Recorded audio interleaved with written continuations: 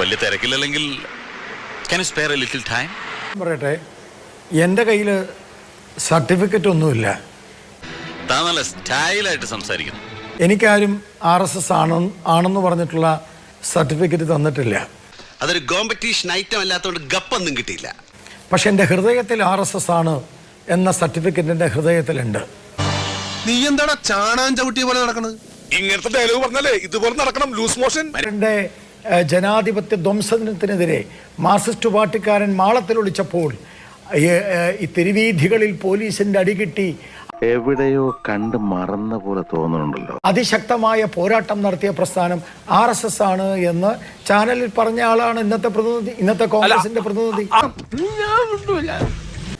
കാരണം എൻ്റെ പാർട്ടിയിൽ എനിക്ക് എന്തെങ്കിലും പദവി കിട്ടിയോ, എൻ്റെ പാർട്ടിയിൽ എന്തെങ്കിലും ഉത്തരവാദിത്വം എനിക്ക് കിട്ടിയോ?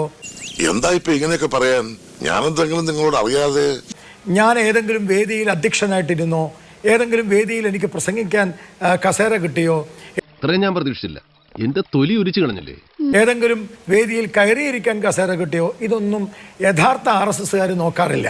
ഹൃദയത്തിൽ RSS ഉള്ളവർക്ക് കസേര വേണ്ട, ഞാൻ വില്ലേ തറ വേല എക്സ്പെക്ട് ചെയ്യണം, പദവി വേണ്ട, പ്രസംഗം വേണ്ട. അവർക്ക് ആശയമാണ്, ആദർശമാണ്. അതുകൊണ്ട് തുലനം ചെയ്യേണ്ട അനിൽകുമാറെ. എന്റെ ഞരമ്പിലൂടെ ഓടുന്ന രക്തത്തിന്റെ ശുദ്ധിയിൽ എനിക്ക് സംശയമില്ലാത്തിടത്തോളം ഇവരുടെ ഉത്തരം എന്ത് തന്നെയായിരുന്നാലും വിഷയമാവില്ല എനിക്ക്. ഞങ്ങളൊക്കെ ആശയത്തിലും ആദർശത്തിലും ജീവിക്കുന്ന ആളുകളാണ്. ഞങ്ങൾക്കൊക്കെ വ്യക്തിപരമായി എന്തെങ്കിലും ചെറിയ ചെറിയ കാര്യം കാണുന്ന പോലല്ല ഇടിയുടെ വെയിറ്റ് ഇപ്പോഴല്ലേ മനസ്സിലാക്കുന്നത്.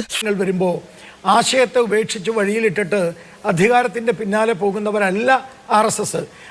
അങ്ങോട്ടല്ല സ്രാങ്കേ, അവനക്കറിയാ അങ്ങാട്ടി ചെന്നാലേ അവന്റെ വായിച്ചെന്ന് വിടും.